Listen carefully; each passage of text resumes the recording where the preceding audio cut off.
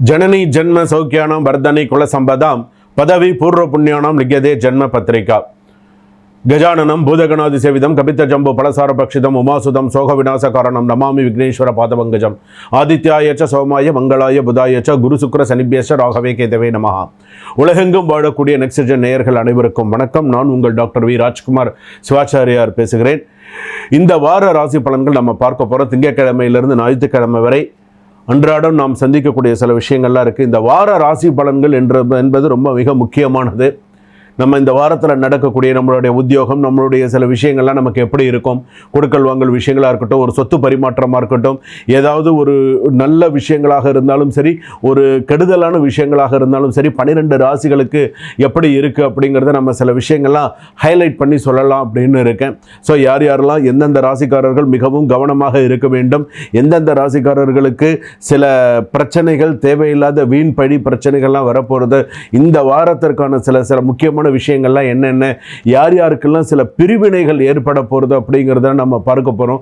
சில விஷயங்கள்லாம் வந்து பார்த்தீங்க அப்படின்னு சொன்னால் லாட் ஆஃப் மிஸ் அண்டர்ஸ்டாண்டிங்ஸ்ன்னு சொல்லுவாங்க. சில விஷயங்கள்லாம் நமக்கு எப்படி இருக்குது, என்னென்ன நம்ம பண்ணணும் பண்ணக்கூடாது அப்படிங்கிற மாதிரியான சில விஷயங்கள் இந்த வாரத்திற்கான என்ன பரிகாரம் பண்ணிட்டா அதிலிருந்து நம்ம ஓரளவுக்கு கொஞ்சம் நம்ம தற்காத்துக்க முடியும் அப்படிங்கிறத நம்ம பார்க்க போகிறோம். வாங்க வீடியோக்குள்ளே போகலாம்.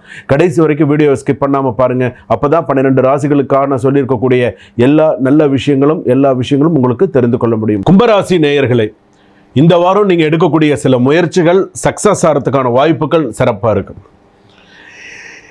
வேகமான முன்னேற்றம் இருக்கும். இந்த வாரத்தில் சில விஷயங்கள் வேகமான நல்ல முன்னேற்றங்கள் இருக்கும். எதிரிகள் ஒதுங்குவார்கள். ஏதாவது ஒரு இன்ஃப்ளூயன்ஸ் பயன்படுத்தி ஏதாவது ஒரு நல்ல விஷயங்கள்லாம் நடக்கும். எதுவும் நடக்காமல் இருக்காது, சில விஷயங்கள் நடக்கும்.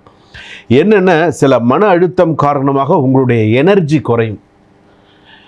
நல்ல சுறுசுறுப்பாக வந்துட்டு இருக்கும்போது திடீர்னு டவுன் ஆகிறது கேள்விப்பட்டிருக்கீங்களா? அந்த மாதிரி ஏதாவது ஒரு டவுன் வரும். ஸோ கொஞ்சம் கவனமாக சில விஷயங்கள் பார்த்துக்கோங்க. இந்த வாரத்தில் நீங்கள் எடுத்துட்டிங்கன்னா கெரியர் க்ரோத் நல்லா இருக்கும். மணி இன்ஃப்ளோ ஓரளவுக்கு நல்லா இருக்கும். அதே போல் நியூ கனெக்ஷன்ஸ், புதிய நண்பர்கள், புதிய சில விஷயங்கள், இதெல்லாம் நல்லா இருக்கும். ஃபேமிலி சப்போர்ட்ஸ் இருக்கும். நெகட்டிவ் ஆஸ்பெக்ட்ஸ் அப்படின்னு எடுத்துக்கும் போது வந்து பார்த்திங்கன்னா லோன் இஎம்ஐ ஸ்ட்ரெஸ்ஸு அதிகமாக இருக்கும். கடன் ஸ்ட்ரெஸ்ஸு தான் உங்களுக்கு அதிகமாக இருக்குமே தவிர கடன், உடல்நிலை இது ரெண்டுமே கொஞ்சம் அதிகமாக இருக்கும். 3வது திருமண வாழ்க்கை, இது 3மே கொஞ்சம் ஸ்ட்ரெஸ் கொடுக்கும்.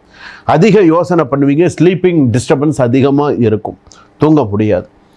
வேலை பளு அதிகமாக இருக்கும். ஆனால் உங்களுடைய அவுட்புட் வந்து பார்த்திங்கன்னா நல்ல அமோகமாக இருக்கும், கவலைப்படாதீங்க.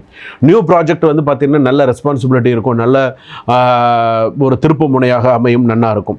ப்ரொமோஷன், இன்க்ரிமெண்ட், சில விஷயங்கள்லாம் இந்த வாரத்தில் ஏதாவது நல்ல விஷயங்கள்லாம் நடக்கிறதுக்கான வாய்ப்புகள் நல்லா இருக்குது. பெண்கள் பொறுத்த அளவுக்கு சில விஷயத்தில் கவனமாக பேசுகிறது நல்லது. ஓன் பிஸ்னஸ் பண்ணக்கூடிய பெண்கள், ஐடியில் இருக்கிறவங்க, சேல்ஸில் இருக்கக்கூடிய பெண்கள்லாம் கொஞ்சம் கவனமாக இருக்கிறது நல்லது. நல்ல நேரம் தான் இருந்தாலும் இப்போ நான் சொல்லியிருக்கிற பர்சன்ஸ் எல்லாம் கொஞ்சம் கவனமாக இருக்கிறது நல்லது. ஃபேமிலி சப்போர்ட்ஸ் இம்ப்ரூவ் ஆகும். லோன் பெண்டிங் இஷ்யூலாம் கொஞ்சம் கிளியர் ஆகிறதுக்கான வாய்ப்புகள் இருக்குது. ஹஸ்பண்ட் அண்ட் ஒய்ஃப் மிஸ் அண்டர்ஸ்டாண்டிங்லாம் இல்லாமல் ஓரளவுக்கு கொஞ்சம் சுமூகமாக போகிறதுக்கான வாய்ப்பு இருக்குது.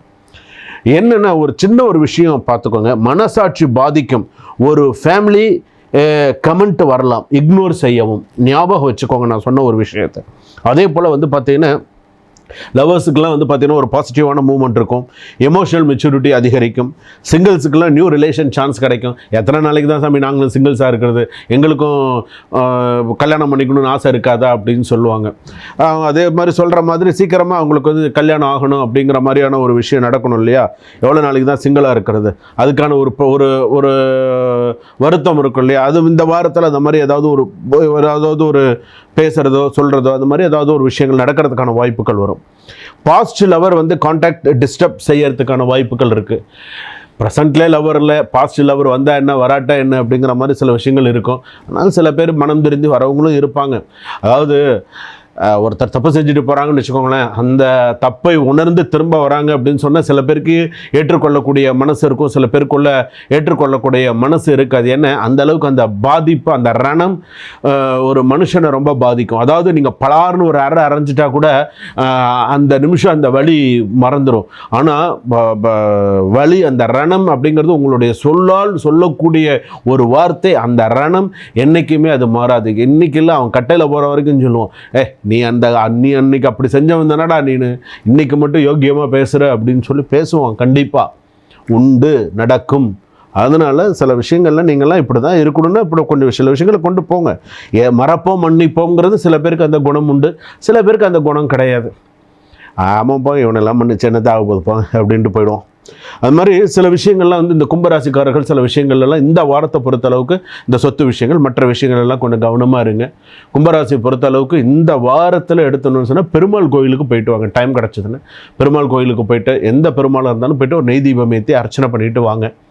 டைம் கிடச்சிதுன்னா நந்திக்கு சிவன் நந்தி இருக்குல்ல, நந்திக்கு பாலாபிஷேகம் பண்ணுங்க, விபூதி இட்டுக்கோங்க. முடிஞ்சால் கோவிலில் இந்த வாரத்தில் சிவனுக்கு அபிஷேகம் பண்ணுறாங்கன்னா விபூதி பேக்கெட் வாங்கி கொடுங்க. நல்லது. சுபம். வாழ்க வளமுடன்.